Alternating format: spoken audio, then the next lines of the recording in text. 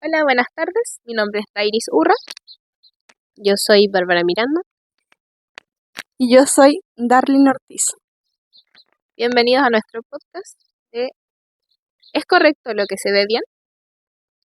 Bueno, eh, la asignatura es Ética en Salud con la profesora Gabriela Burgos. Eh, Primero vamos a comenzar con qué es la bioética y es la rama de la ética que se basa en el ámbito de la biología y la salud.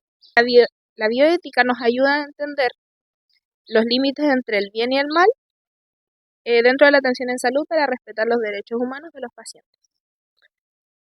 Esto va como de la mano de la dignidad humana, que está directamente relacionado con cómo tratamos a los pacientes al momento de la atención, ya que tenemos que basarnos en un aspecto biopsicosocial y no ver solo lo físico, sino también lo emocional y acompañar a los pacientes.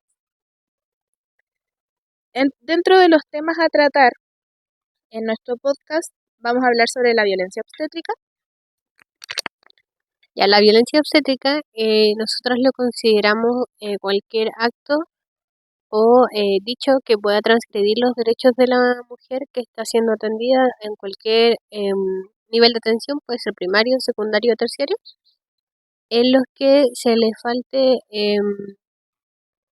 como habíamos dicho, a la ética profesional y no se cumple con los estándares de atención que se deberían tener dentro de la atención en salud.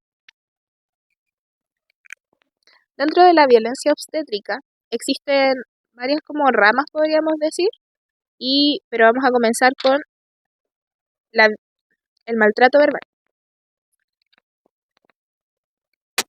El maltrato verbal nosotros lo entendemos como cualquier dicho que se le llega a la paciente o algún familiar de la paciente en todos tipos de ámbitos de la salud, como dijo mi compañera Bárbara anteriormente, ya sea a nivel primario, secundario o terciario.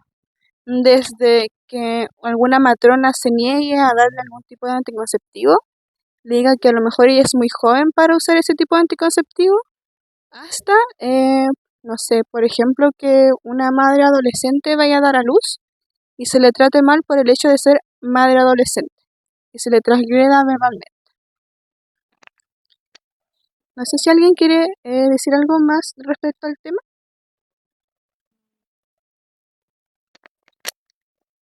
Comúnmente, por lo que yo he conocido, se ve más común el maltrato verbal en el área de partos, e incluso en el área de puerperio, donde las mamás a veces tienen problemas de lactancia, en las que se les obliga a tratar de hacerlo mejor cuando ya están dando su 100% y se les agrede verbalmente con malas palabras o malos tratos.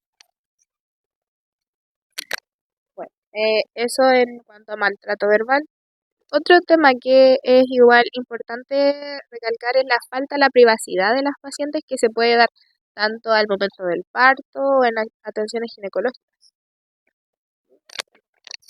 Normalmente como se puede dar en muchos ámbitos, como decía mi compañera, pero uno lo puede ver más en el momento en que, por ejemplo, a una mujer le van a hacer un tacto vaginal o una ecografía transvaginal y entran estudiantes sin el consentimiento de la mujer o sin haberle preguntado antes si estaba de acuerdo con su presencia o su participación en la atención. Eso es una falta como a la privacidad de la mujer, ya que hay mucha gente que está mirándola en un momento que para ella puede ser de mucho pudor. ¿Algo que agregar? Bueno, sí, muchas veces, como dice Barbarita, no le preguntan a las pacientes si es que quieren y muchas veces pueden ser en que estén en un estado de mucha vulnerabilidad, a lo mejor cursando algún tipo de aborto y donde ellas se sientan muy vulnerables y como dicen las chiquillas, no se respeta la privacidad y entran como si nada y no le piden permiso y siendo que no sé, pues a lo mejor la mujer puede estar en un estado de llanto, por así decirlo, o esté solita y no le dejen estar con su pareja y solamente esté ahí adentro y lleguen muchas personas prácticamente a observarla por todos lados y a tocarla por todos lados, sin haberle pedido el consentimiento a ella. Solo eso. Muchas gracias. Bueno, aquí, como decían mis compañeras, no, no se está respetando la decisión y no se está tomando en cuenta la decisión que tome la paciente. Porque como dice Darling, no- está en un estado muy vulnerable y no nosotros como profesionales de la salud debemos como tomar en cuenta en cada momento la decisión del paciente. Eso. Eh, Ahora vamos a pasar a otro tema, que es el parto no humanizado. El parto no humanizado se da cuando se transgrede como la decisión o la autonomía, que es un principio de la bioética, la autonomía de la mujer de decidir cómo quiere parir.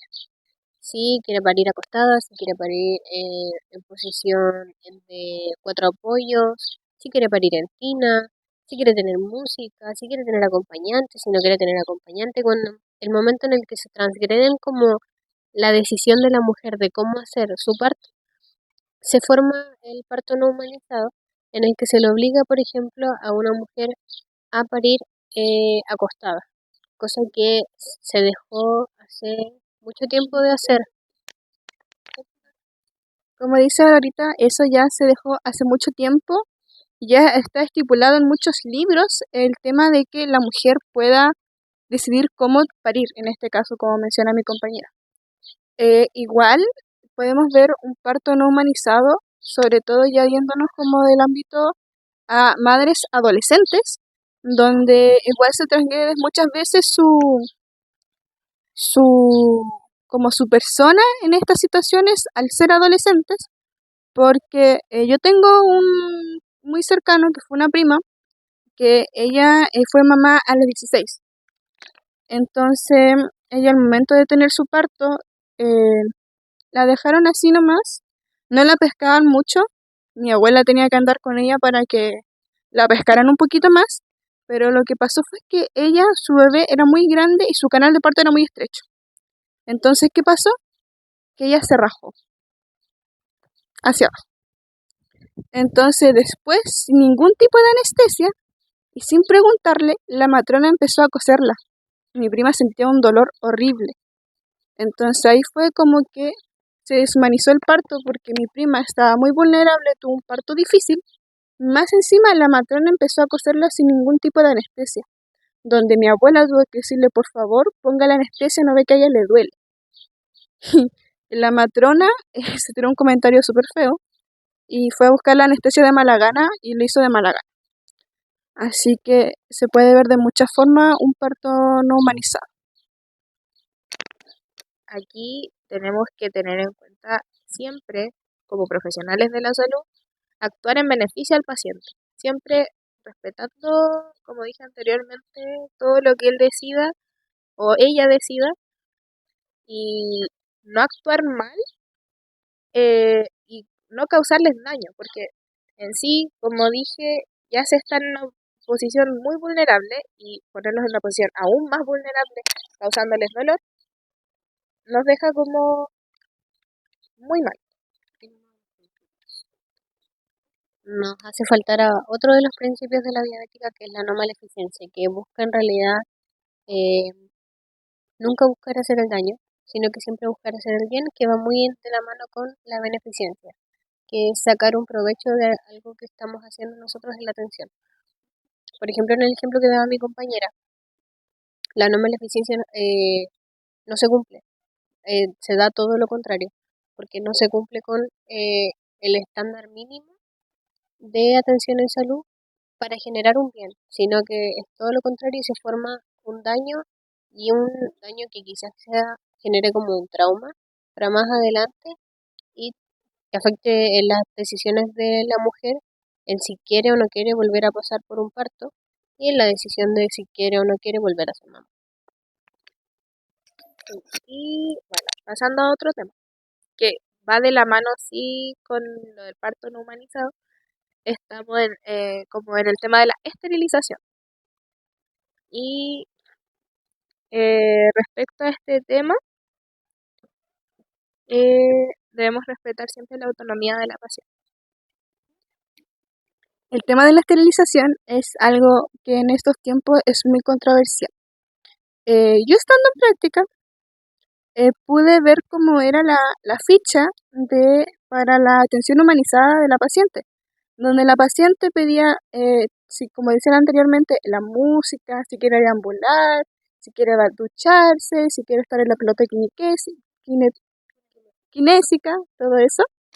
Y también al final había una parte que decía pariedad. Y en la pariedad decía pariedad completa o no completa. Cuando la mujer dice que su pariedad está completa, que se refiere a que ya tuvo la cantidad de hijos que ella quería tener, ya sea 1, 2, 3 o 4 o más, ella puede ser esterilizada, puede pedir esterilización. ¿Qué pasa?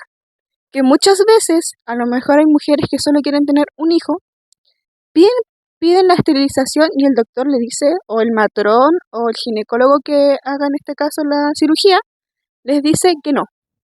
¿Por qué? Por un comentario que se escucha mucho siempre, que es, pero tú alguna vez te puedes separar y vas a querer darle a tu otra pareja un hijo y no vas a poder.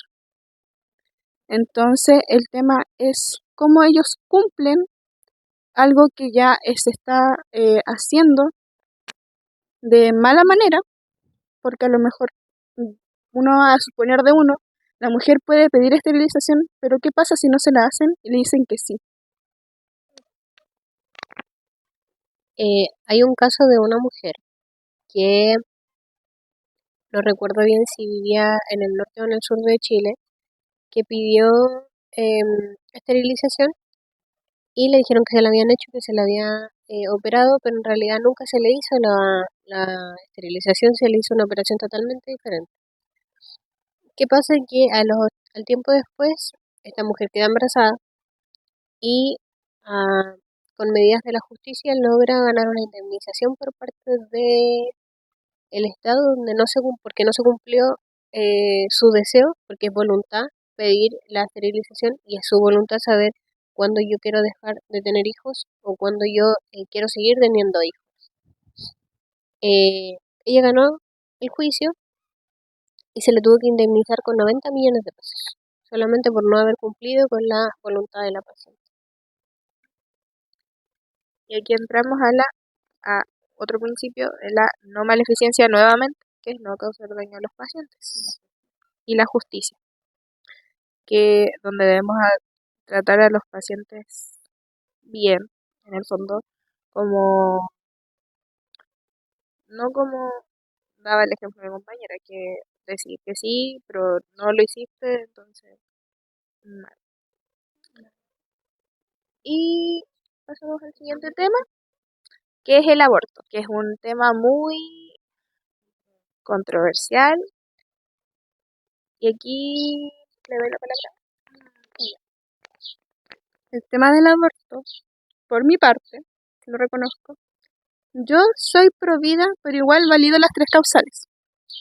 Igual a veces conversamos con nuestras compañeras, y en este caso con Dairis y Bárbara, hemos conversado varias veces sobre el tema.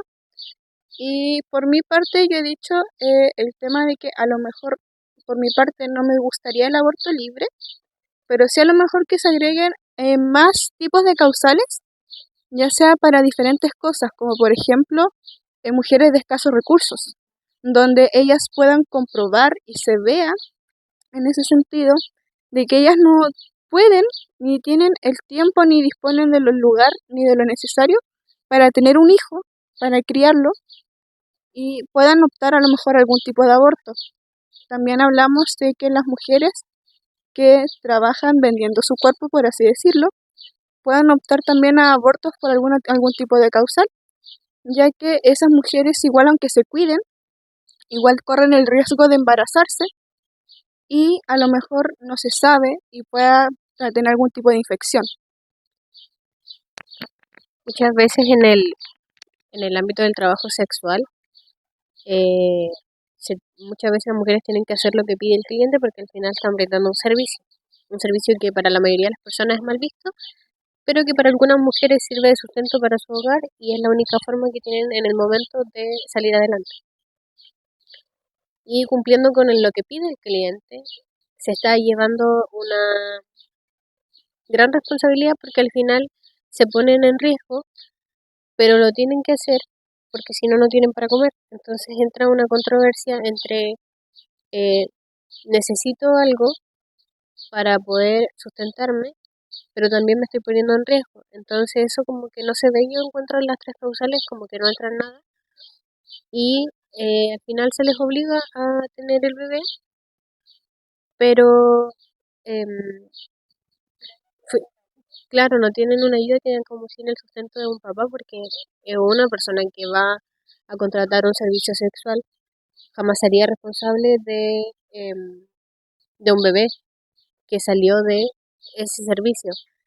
Yo en particular estoy a favor de las tres causales y a favor del aborto libre, pero sí puedo entrar como en el mismo razonamiento que mi compañera, que es en que si bien en Chile probablemente es muy difícil de que se dé el aborto libre, porque es un país muy viejo, porque hay muy poca natalidad, las tres causales y agregar unas más sería una buena opción.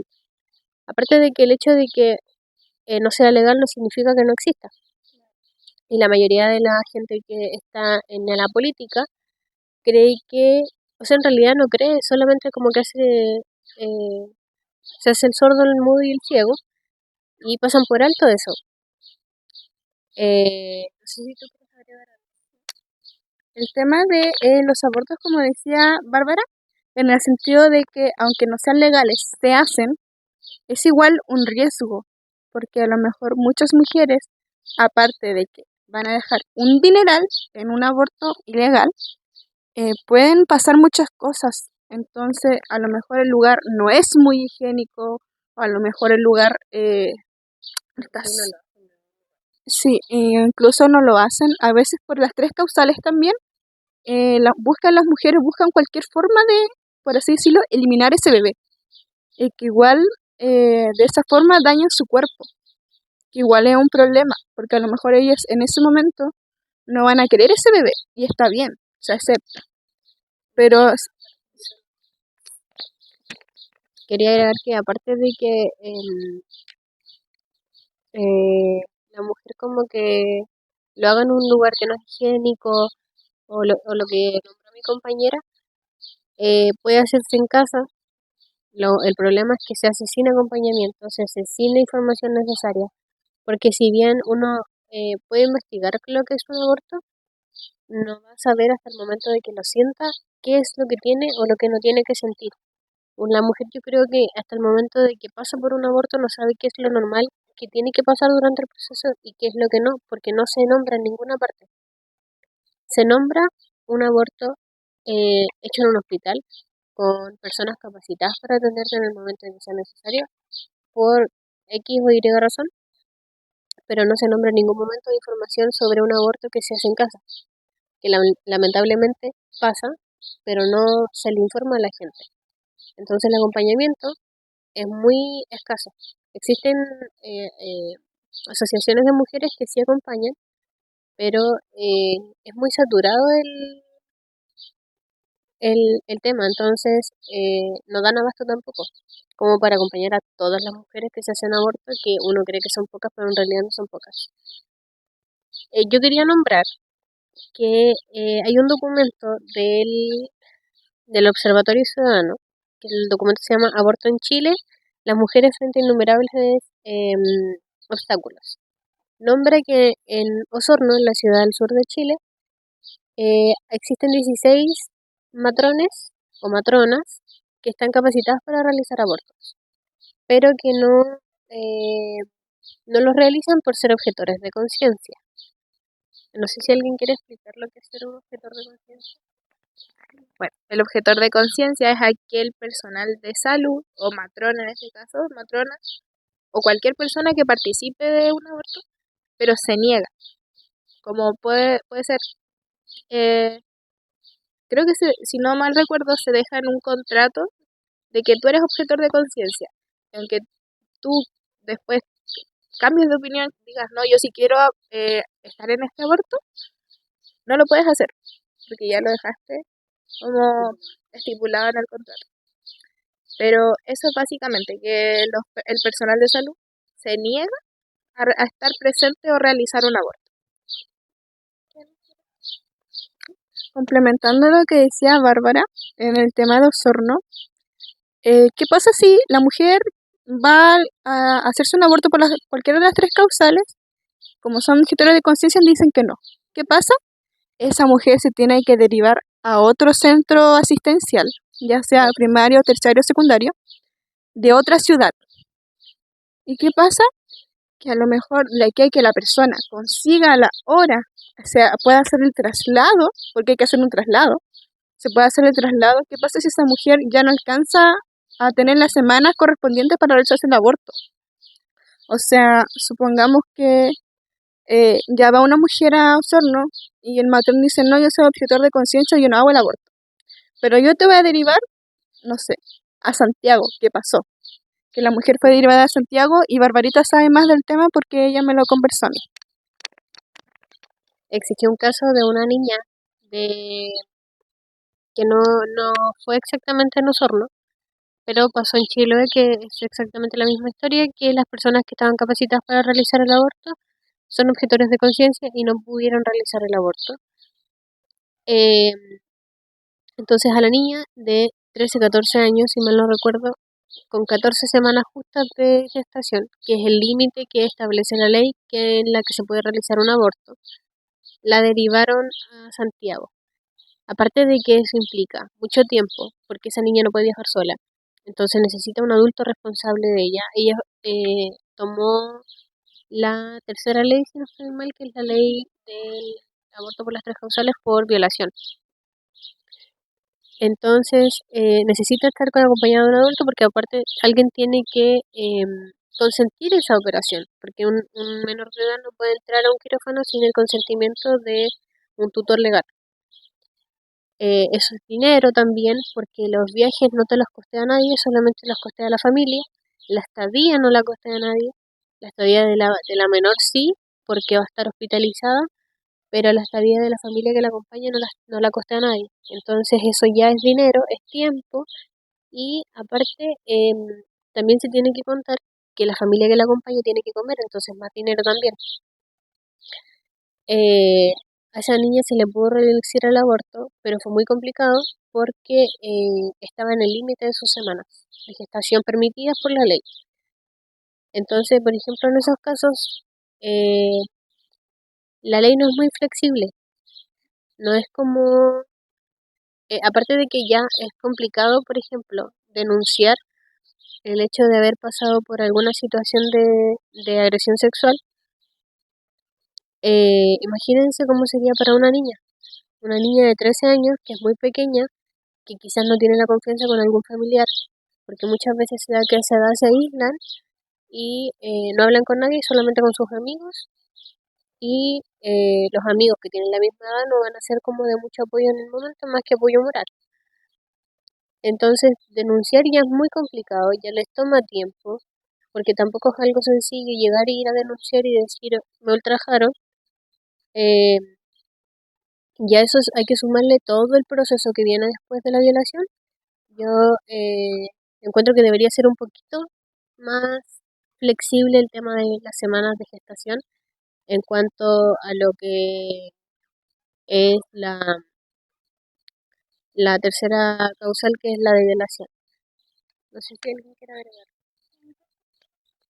Aquí, bueno, dentro de los principios podríamos agregar como que no se está respetando la no maleficencia, porque se está generando un daño, porque está bien en sí, hay que respetar como la opinión de los profesionales, pero no podemos decir así como,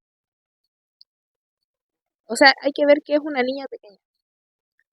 Estás mandándola muy lejos a realizarse un aborto que podrías realizar tú, pero simplemente estás creando más daño. No, Yo creo que independiente igual, o sea, es mucho más complicado si en un menor de edad, pero independiente de la edad sigue siendo una agresión sexual que es un trauma para toda la vida, es un trauma psicológico que les va a quedar para siempre marcado. Entonces es algo complicado de llevar, no es como ir al hospital y enterarte que tu bebé viene con una malformación. Si bien es una noticia que uno no espera o una noticia que uno no tiene tiempo como de procesar, es una noticia que te están dando en un centro asistencial que no conllevaste ningún proceso de denuncia o un proceso en el que tuviste que sufrir todo un lapso en el que duró la violación o la agresión sexual, en el que queda así una pena grande, pero no es un proceso tan largo como el de una violación, que, insisto, da lo mismo la edad de la persona, sigue siendo un acto muy traumático.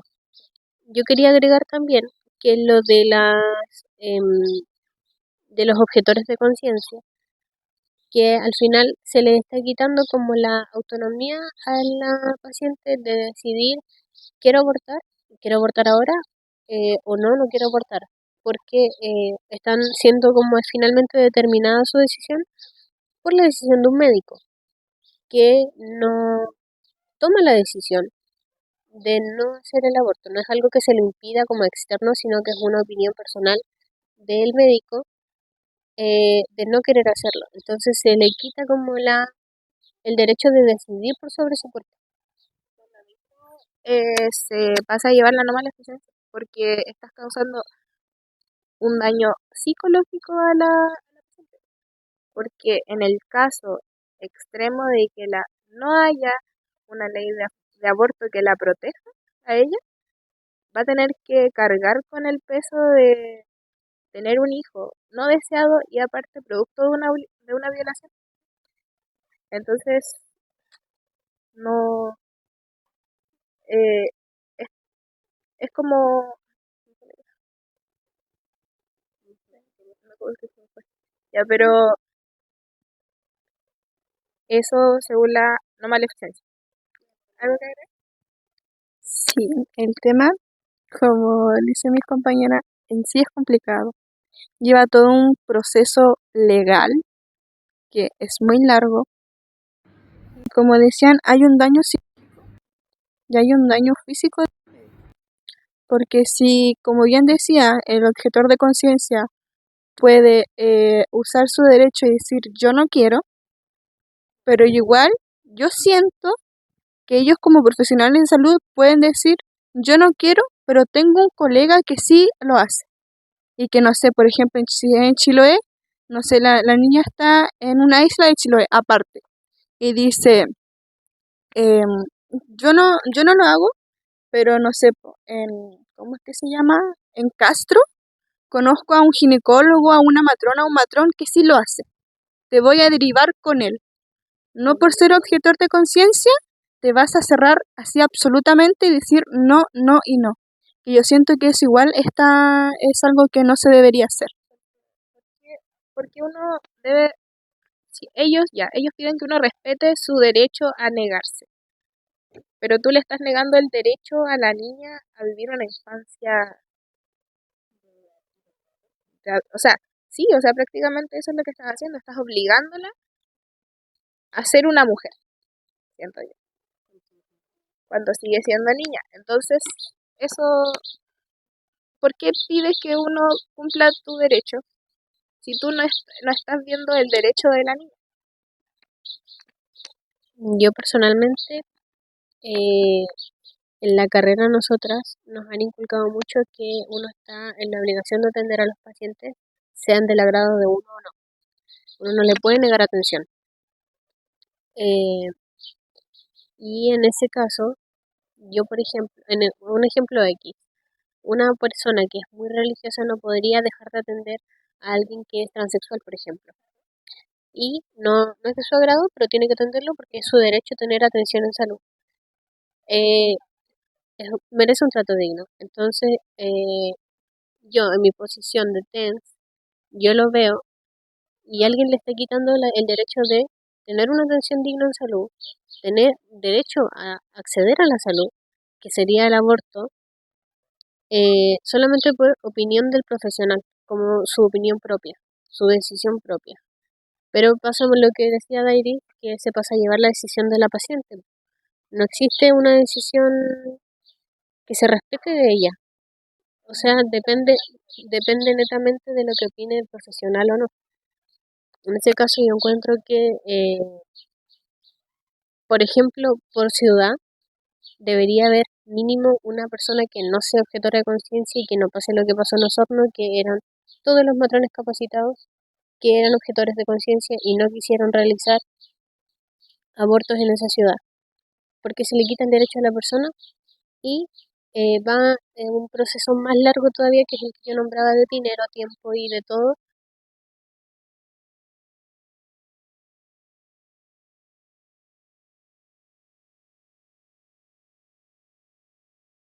Muchas gracias por ver nuestro video podcast. Los invitamos a seguir explorando otras plataformas donde se aborden estos temas. Nos despedimos con cariño y esperamos que estén muy bien.